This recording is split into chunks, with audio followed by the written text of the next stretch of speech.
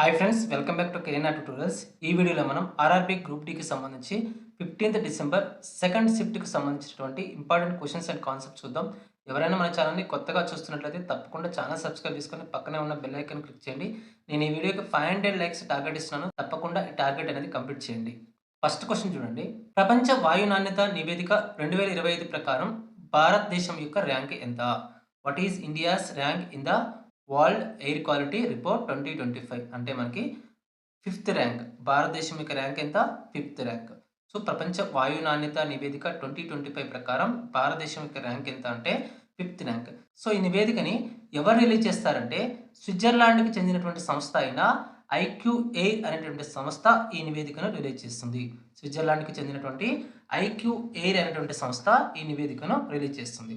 So ఈ నివేదిక ప్రకారం భారత్ యొక్క ర్యాంక్ ఎంత అంటే ఫిఫ్త్ ర్యాంక్. భారత్ యొక్క ర్యాంక్ ఫిఫ్త్ ర్యాంక్. సో 2024లో భారత్ ర్యాంక్ ఎంత అంటే మూడవ ర్యాంక్. భారత్ ర్యాంక్ మూడవ ర్యాంక్. సో మొదటి 4 దేశాలు కనుక చూసినట్లయితే మొదటి స్థానంలో చాద్ అనే దేశం, రెండవ స్థానంలో బంగ్లాదేశ్, మూడవ స్థానంలో పాకిస్తాన్, నాలుగవ స్థానంలో కాంగో. అంటే ప్రపంచంలోనే అత్యంత కాలుష్యయుతమైనటువంటి దేశం ఏంటంటే చాద్. అత్యంత కాలుష్యయుతమైనటువంటి దేశం ఏంటంటే చాద్ అని చెప్తాం. సో ఈ 4 దేశాల తర్వాత మన భారతదేశం 5వ స్థానంలో నిలిచింది. నెక్స్ట్ ప్రపంచంలోనే అత్యంత కాలుష్య నగరాలలో మొట్టమొదటి నగరంగా ఏది నిలిచిందంటే మన భారతదేశంలోని మేఘాలయలోని బర్నిహాత్ నగరం అనేది నిలిచింది. ప్రపంచంలోనే అత్యంత కాలుష్యం కలిగినటువంటి నగరాల్లో మేఘాలయలోనే బర్నిహాత్ నగరం అనేది నిలిచింది. నెక్స్ట్ ప్రపంచంలోనే అత్యంత కాలుష్యం కలిగినటువంటి రాజధానుల్లో మన న్యూఢిల్లీ అనేది మొదటి స్థానంలో నిలిచింది. సో ఇలా మొదటి స్థానంలో నిలవడం అనేది ఎన్నోసారి అంటే 6వసారి. ప్రపంచంలోకెల్లా అత్యంత కాలుష్యం కలిగినటువంటి రాజధానుల్లో 6వసారి న్యూఢిల్లీ అనేది మొదటి స్థానంలో నిలిచింది. నెక్స్ట్ ప్రపంచంలోనే 20 కాలుష్య నగరాల్లో టాప్ 20 కాలుష్య నగరాల్లో 13 నగరాలు అనేవి ఎక్కడ ఉన్నాయంటే భారతదేశంలో ఉన్నాయి. 13 నగరాలు భారతదేశంలో ఉన్నాయి. సో గుర్తుపెట్టుకోండి, క్వశ్చన్ అనేది ఎలా అయినా అడగొచ్చు. నెక్స్ట్ క్వశ్చన్ చూడండి. 2024-25 ఆర్థిక సంవత్సరంలో భారతదేశ మొత్తం చేపల ఉత్పత్తి ఎంత? What was India's total fish production in 2024-2025? అంటే మొత్తం 195 లక్షల టన్నులు. 2024-2025 ఆర్థిక సంవత్సరంలో భారతదేశంలో మొత్తం చేపల ఉత్పత్తి ఎంత అంటే 195 లక్షల టన్నులు. 195 lakh టన్స్ అనేది మొత్తం ఉత్పత్తిగా చెప్పొచ్చు. సో ఇక్కడ ఇది రికార్డు స్థాయి ఉత్పత్తి.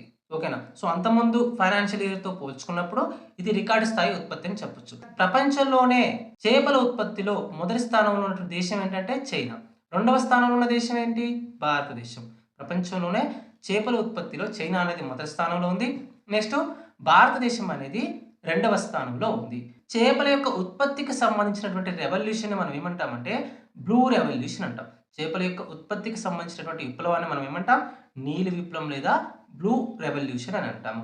నెక్స్ట్ జాతీయ మత్స్య అభివృద్ధి board, national fish development board అనేది ఎక్కడ ఉందంటే హైదరాబాద్లో ఉంది. నేషనల్ ఫిష్ డెవలప్మెంట్ బోర్డు అనేది హైదరాబాద్లో ఉంది. నెక్స్ట్ క్వశ్చన్ చూడండి. రేషన్ పంపిణీ కోసం ఆధార్ ఆధారిత ఫేస్ అథెంటికేషన్ ప్రారంభించిన దేశంలోని మొదటి రాష్ట్రం ఏది? Which is the first state in the country to launch Aadhaar based face authentication for ration distribution? అంటే ఇక్కడ హిమాచల్ ప్రదేశ్ రాష్ట్రం అనేది మొట్టమొదటి స్థానంలో నిలిచింది. ఓకేనా? అంటే పబ్లిక్ డిస్ట్రిబ్యూషన్ సిస్టంలో పారదర్శకతను తీసుకురావడం కోసం ఆధార్ ఆధారిత ఫేస్ అథెంటికేషన్ను తీసుకొచ్చారు. దీనిలో రేషన్ పంపిణీలో. ఓకేనా? Next question. ప్రపంచ పత్రికా స్వేచ్ఛ సూచి 2025లో మొదటి స్థానంలో ఉన్న దేశం ఏది? Which country ranked first in the world's press freedom index 2025? అంటే మనకి నార్వే అనేది మొదటి స్థానంలో ఉంది. ప్రపంచ పత్రికా స్వేచ్ఛ సూచి 2025లో మనకి నార్వే అనేది మొట్టమొదటి స్థానంలో ఉంది. ఈ నివేదికను ఎవరిస్తారంటే రిపోర్టర్స్ వితౌట్ బార్డర్స్ అనేటువంటి సంస్థ. రిపోర్టర్స్ వితౌట్ బార్డర్స్ అనేటువంటి సంస్థ ఈ ప్రపంచ పత్రికా స్వేచ్ఛ సూచిని విడుదల చేస్తుంది. ఓకేనా? సో భారతదేశం యొక్క ర్యాంక్ ఎంత అంటే 151. భారతదేశం యొక్క ర్యాంక్ 151. చివరి స్థానంలో ఎవరున్నారంటే ఎరిత్రియా ఉంది. 180వ స్థానంతో ఎరిత్రియా అనేది చివరి స్థానంలో ఉంది. ఎరిత్రియా అనేది చివరి స్థానంలో ఉంది. సో నెక్స్ట్ క్వశ్చన్ చూడండి. 2025లో అంతర్జాతీయ ద్రవ్యనిధి స్ప్రింగ్ మీటింగ్ ఏ నగరంలో జరిగింది? In which city was the international monetary fund spring meeting 2025 held? అంటే మనకి వాషింగ్టన్ డీసీలో జరిగింది. అమెరికాలోని వాషింగ్టన్ డీసీలో జరిగింది. సో ఇది ఎప్పటి నుంచి ఎప్పటి వరకు జరిగిందంటే ఏప్రిల్ 21 నుంచి 26 వరకు జరిగింది. ఏప్రిల్ 21 నుంచి 26 వరకు జరిగింది.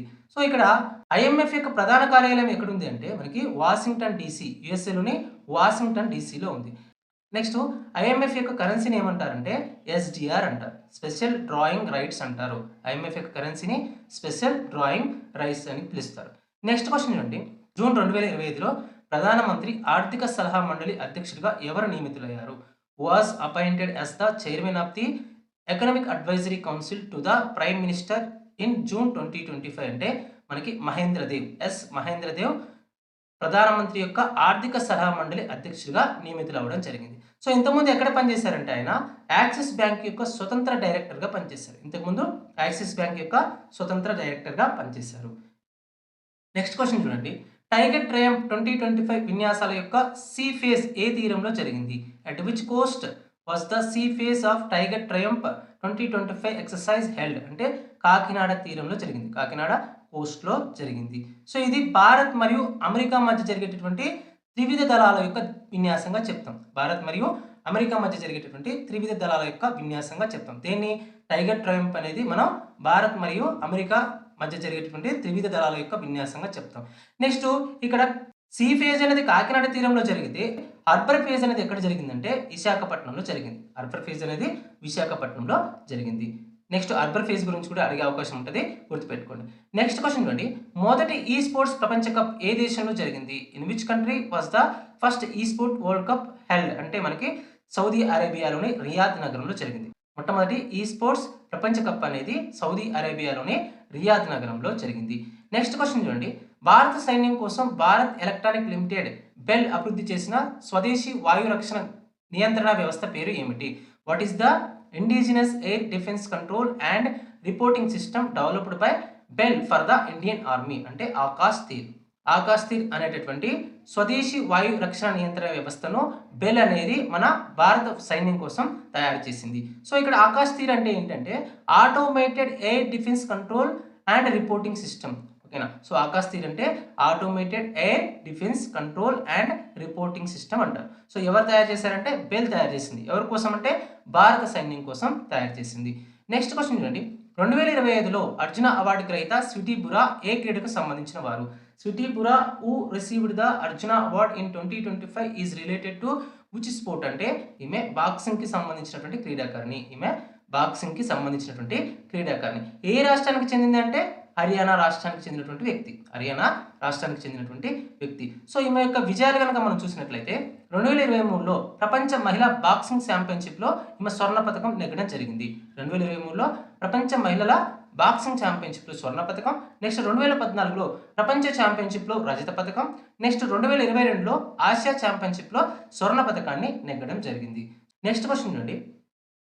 ఓస్ట్రావా గోల్డెన్ స్పేక్ 2025లో నీరజ్ చోప్రా ఎంత దూరం విసిరి స్వర్ణ పథకం గెలిచారు? What distance did Neeraj Chopra throw to win the gold medal at Ostrava golden spike 2025 అంటే మనకి 85.29 మీటర్లు విసిరి ఆయన స్వర్ణ పథకాన్ని గెలవడం జరిగింది. 85.29 మీటర్స్ విసిరి ఆయన గోల్డ్ని విన్ అవ్వడం జరిగింది. సో ఎక్కడ జరిగింది అంటే ఇది చెక్ రిపబ్లిక్ దేశంలో జరిగింది. నీరజ్ చోప్రా ఏ క్రీడకు చెందినటువంటి క్రీడాకారుడు అంటే జావెలిన్ త్రోకి సంబంధించినటువంటి క్రీడాకారుడు. సో ఇక్కడ ప్రతి సంవత్సరం కూడా జాతీయ జావెలిన్ దినోత్సవాన్ని ఎప్పుడు జరుపుకుంటామంటే ఆగస్టు 7న మనం జాతీయ జావెలిన్ దినోత్సవాన్ని జరుపుకుంటాము. సో నెక్స్ట్ క్వశ్చన్ చూడండి.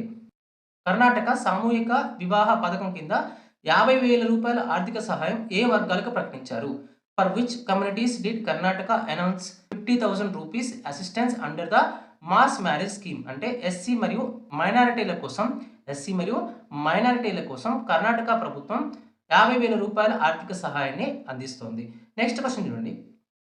బ్యాంకింగ్ మరియు ఆర్థిక సేవల కోసం డిజిటల్ థ్రెట్ రిపోర్ట్ను ఏ సంస్థ సహకారంతో విడుదల చేశారు? The digital threat report for banking and financial services was launched in collaboration with which company అంటే మనకి సీసా కంపెనీతో కొలాబరేషన్తో సో మనకి బ్యాంకింగ్ మరియు ఆర్థిక సేవల కోసం డిజిటల్ థ్రెట్ రిపోర్ట్ను ఇవ్వడం జరిగింది. సో ఈ సీసాతో పాటుగా భారత ప్రభుత్వానికి సంబంధించినటువంటి సిఈఆర్టీ సెట్ ఇన్ అనేటటువంటి సంస్థ మరియు సిఎస్ఐఆర్టీ ఫిన్ అనేటువంటి సంస్థతో కొలాబరేట్ అయ్యి మనకి ఈ డిజిటల్ థ్రెట్ రిపోర్ట్ను అందించడం జరిగింది. నెక్స్ట్ క్వశ్చన్ చూడండి. కేంద్ర బడ్జెట్ 2025-26లో సైన్స్ అండ్ టెక్నాలజీ మంత్రిత్వ శాఖకు ఎంత మొత్తం కేటాయించారు? What is the total allocation for the ministry of science and technology in the union budget 2025-2026 అంటే మొత్తం మనకి 20,000 క్రోర్స్‌ని 20,000 కోట్లని కేటాయించడం జరిగింది. దేనికోసం? సైన్స్ అండ్ టెక్నాలజీ మంత్రిత్వ శాఖ కోసం. ఓకేనా? సో ఇక్కడ సైన్స్‌కి సంబంధించి పరిశోధన మరియు అభివృద్ధిని ప్రోత్సహించడం కోసం ఈ నిధులను కేటాయించడం జరిగింది. ప్రతి సంవత్సరం కూడా మనం జాతీయ సైన్స్ దినోత్సవాన్ని ఎప్పుడు జరుపుకుంటామంటే ఫిబ్రవరి 28న మనం ప్రతి సంవత్సరం కూడా జాతీయ సైన్స్ దినోత్సవాన్ని జరుపుకుంటాం. ఎందుకు జరుపుకుంటామంటే సివి రామన్ యొక్క రామన్ ఎఫెక్ట్ జ్ఞాపకార్థం ఈ సైన్స్ దినోత్సవాన్ని మనం ఫిబ్రవరి 28న జరుపుకుంటాం. నెక్స్ట్ క్వశ్చన్ చూడండి. ఐఐటి హైదరాబాద్ మరియు జపాన్ కంపెనీ కలిసి ఏ వైర్లెస్ టెక్నాలజీని అభివృద్ధి చేశాయి? Which wireless technology was developed jointly by IIT Hyderabad and A Japanese company? అంటే మనకి beyond 5G and 6G beyond 5G and 6G అనేటువంటి టెక్నాలజీని మనకి ఐఐటి హైదరాబాద్ అండ్ జపాన్కి చెందినటువంటి షార్ప్ అనే సంస్థ డెవలప్ చేయడం జరిగింది. ఓకేనా? సో మన హైదరాబాద్కి చెందినటువంటి ఐఐటి మరియు జపాన్కి చెందినటువంటి షార్ప్ అనే సంస్థలు కలిసి బియాండ్ 5G మరియు 6G అనేటువంటి టెక్నాలజీని డెవలప్ చేయడం జరిగింది. సో మన భారతదేశంలో 5G సేవలు అనేవి ఎప్పుడు ప్రారంభమయ్యాయి అంటే 2022లో ఈ 5G సేవలు అనేవి ప్రారంభం అవ్వడం జరిగింది. సో మన క్వశ్చన్ ఎలా అడుగుతారంటే భారతదేశంలో ఏ సంవత్సరంలో 5G సేవలు ప్రారంభమయ్యాయి అని కూడా క్వశ్చన్ అడిగే అవకాశం ఉంటుంది, గుర్తుపెట్టుకోండి. నెక్స్ట్ క్వశ్చన్ నుండి ప్రపంచ అథ్లెటిక్స్ ఛాంపియన్షిప్ 2025 పథకాల పట్టికలో మొదటి స్థానంలో నిలిచిన దేశం ఏది? అంటే అమెరికా అనేది మొదటి స్థానంలో నిలిచింది. ఇందులో ప్రపంచ అథ్లెటిక్స్ ఛాంపియన్షిప్ 2025 పథకాల పట్టికలో అమెరికా అనేది 26 పథకాలతో మొదటి స్థానంలో నిలిచింది. ఈ 26 పథకాల్లో మనకి 16 గోల్డ్ ఉన్నాయి. 26 పథకాల్లో 16 గోల్డ్ ఉన్నాయి. సో ఈ ప్రపంచ అథ్లెటిక్స్ ఛాంపియన్షిప్ 2025 ఎక్కడ జరిగింది అంటే జపాన్లోని టోక్యో నగరంలో జరిగింది. సో ఇక్కడ భారతదేశం ఈ ఛాంపియన్షిప్లో ఎలాంటి పథకం కూడా గెలవలేదు. ఒక్క పథకం కూడా గెలవలేదు. కానీ సచిన్ యాదవ్ జావెలిన్ త్రోలో 4వ స్థానంలో నిలవడం జరిగింది. నెక్స్ట్ క్వశ్చన్ చూడండి. భారత వాతావరణ శాఖ 2025లో ఎన్నవ స్థాపన దినోత్సవాన్ని జరుపుకుంది? Which foundation year did the India meteorological department celebrate in 2025 అంటే 150వ వార్షిక దినోత్సవాన్ని జరుపుకుంది. 150th ఫౌండేషన్ డేని జరుపుకుంది. సో ఇక్కడ ఐఎండి అనేది ఎప్పుడు ఏర్పడిందంటే 1875లో జనవరి 15న ఈ ఐఎండిని స్థాపించడం జరిగింది. సో 2025 నాటికి దీన్ని స్థాపించి 150 సంవత్సరాలు పూర్తి అవ్వడం జరిగింది. అందుకే జనవరి 15, 2025న 150వ వార్షిక దినోత్సవాన్ని జరుపుకుంది ఐఎండి. ఓకేనా? సో ఐఎండి యొక్క ప్రధాన కార్యాలయం ఎక్కడుంది అంటే న్యూఢిల్లీలో ఉంది. ఐఎండి యొక్క ప్రధాన కార్యాలయం అనేది న్యూఢిల్లీలో ఉంది. నెక్స్ట్ ఐఎండి యొక్క ప్రస్తుత డైరెక్టర్ జనరల్ ఎవరంటే మృత్యుంజయ్ మహాపాత్ర. ఐఎండి యొక్క ప్రస్తుత డైరెక్టర్ జనరల్ ఎవరంటే మృత్యుంజయ్ మహాపాత్ర. సో నేను ఇంతకుముందు షిప్స్లో అడిగినప్పుడు ఐఎండి గురించి నేను చెప్పాను. సో 2025లో ఐఎండి అనేది 150వ వార్షిక దినోత్సవాన్ని జరుపుకుంది. కంపల్సరీ ఏదైనా ఒక షిప్లో అడిగే అవకాశం ఉంటుందని నేను చెప్పాను. అదే అడిగింది. ఇప్పుడు కొన్ని ఎక్సెప్షనల్గా ఉన్నటువంటి విషయాలు అనేవి తప్పకుండా అడిగే అవకాశం ఉంటుంది, గుర్తుపెట్టుకోవడానికి ట్రై చేయండి. నెక్స్ట్ క్వశ్చన్ చూడండి.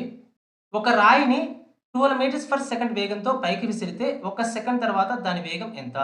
ఇక్కడ gravity is equal to 9.8 meters per second square. If a stone is thrown upwards with a velocity of 12 meters per second, what will be its velocity after 1 second? అంటే so ఇక్కడ మనకి ఏమి ఇచ్చారు? First అంటే తొలి వేగం అంటే ఇనిషియల్ వెలాసిటీ ఇచ్చారు. ఎంత?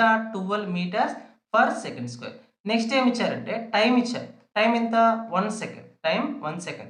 నెక్స్ట్ ఏమి ఇచ్చారంటే జీ వాల్యూ ఇచ్చారు. ఎంత? 9.8 meters per second square. So ఇప్పుడు మనకి ఏం కనుక్కోవాలంటే తుది వేగం, ఫైనల్ వెలాసిటీ కనుక్కోవాలి. సో ఫైనల్ వెలాసిటీకి మనకి ప్రిన్సిపల్ ఏంటి? v = u - gt. v = u - gt. So ఇక్కడ u తెలుసు మనకి, నెక్స్ట్ g తెలుసు, t తెలుసు. సబ్స్టిట్యూట్ చేయండి. u అంటే ఎంత? 12. నెక్స్ట్ g అంటే ఎంత? 9.8. నెక్స్ట్ ఇంటూ t అంటే ఎంత? 1 సెకండ్. అంటే మనకి 12 - 9.8 అవుతుంది. అప్పుడు v = ఎంత అవుతుంది? 2.2 meters per second అవుతుంది. సో తుది వేగం ఎంత? 2.2 meters per second అవుతుంది. ఓకేనా? సో నెక్స్ట్ ఇంకొక ఇంపార్టెంట్ విషయం ఏంటంటే గరిష్ట ఎత్తు వద్ద ఎప్పుడు కూడా ఒక వస్తువు యొక్క వేగం అనేది 0 ఉంటుంది. గరిష్ట ఎత్తు వద్ద ఒక వస్తువు యొక్క వేగం అనేది 0 ఉంటుంది. ఓకేనా? గుర్తుపెట్టుకోండి, very very important. Next question చూడండి. శుక్ర కణాలకు పోషణను అందించే గ్రంథులు ఏవి? Which glands provide nutrition to sperm? అంటే మనకి సెమినల్ వెసికిల్ మరియు ప్రోస్టేట్ గ్రంథులు అనేవి శుక్ర కణాలకు పోషణను అందిస్తాయి. నెక్స్ట్ క్వశ్చన్ చూడండి. క్రింది వాటిలో సముద్రపు చేప కానిది ఏది? Which of the following is not a marine fish? అంటే మనకి రోహు అనేది ఎప్పుడు కూడా మనకి ఇది మంచినీటి చేప, సముద్రపు చేప కాదు. ఇక్కడ టూనా కానివ్వండి, నెక్స్ట్ పాంప్లెట్ కానివ్వండి, ఇవి మనకి ఏంటంటే సముద్రపు చేపలు. సో ఇవి మనకి 15th డిసెంబర్ షిఫ్ట్ 2లో ఉన్నటువంటి ఇంపార్టెంట్ క్వశ్చన్స్. సో ఎవరైనా మన ఛానల్ని కొత్తగా చూస్తున్నట్టే తప్పకుండా ఛానల్ సబ్స్క్రైబ్ చేసుకొని వీడియో లైక్ చేయండి. సో మరొక వీడియోలో మరొక ఇంట్రెస్టింగ్ అప్డేట్తో మళ్ళీ కలుసుకుందాం. అందరికి సెలవు. జై హింద్.